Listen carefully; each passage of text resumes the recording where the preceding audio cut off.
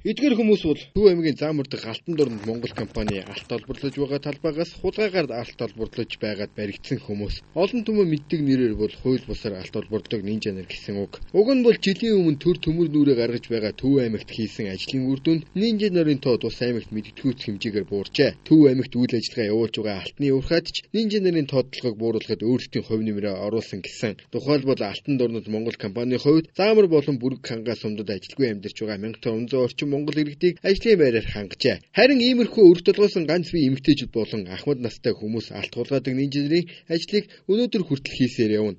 Тэдний хэлж байгаагаар бол иймэрхүү байдлаар алт олборлож амьдардаг хүмүүс цөөнгөө бий гэсэн. Би жолооч гэж байсан. Одоо Гүрүүптэй. Харваад одоо тадар зөмөрөөсөн тад мэдээ байхгүй.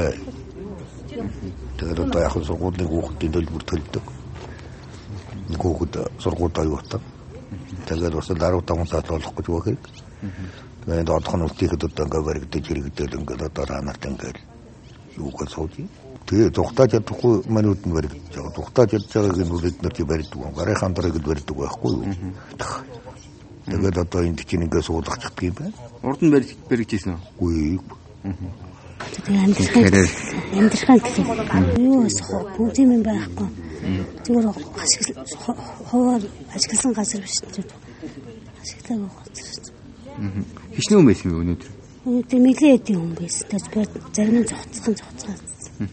Тэгээд бид нэр хурдаас нь угаах бид өнгөж очил дүмпэн зайлаад угаах гэдэг дөнгөж очил баригдсан юм. Иймэрхүү өрх толгойсон болоо 40 гарсан хөгшин нас хүмүүст хөдөө орон нутагт ажиллах нь туйлын хомсхон. Уг нь бол улстай ажиллаад охирох цалингийн аваад аюулгүй хөдөлмөр эрхэлж амьдрах хүсэл эдгээр хүмүүст байдаг гэсэн. Харин хөдөө орон нутагт ажлын байр нүдний гин болохоор нас цагаа залуу хүмүүсийг ажилд авах нь илүү байдаг болохоор дээр хүмүүс ходоодоо хоолгүй байлгахгүй гэсэндээ ногоон төмбөнгөө нуруундаа өрөөд алт хайж нинж яддаг бололтой юм. Уг нь бол хууль батлагчид хуваараа алт олборлогчдын эрх ашгийг хамгаалах хуулийг батлах тухай нэг хэсэг нилээд эрчимтэй яригдж байсан ч өнөөдөр өнөөх яриан тагчиг болж орхижээ. Хуваараа алт олборлогчдыг хуулийн зохицуулалтад болгох шаардлагатай байгаа гэдгийг хууль батлагчдад сануулъя.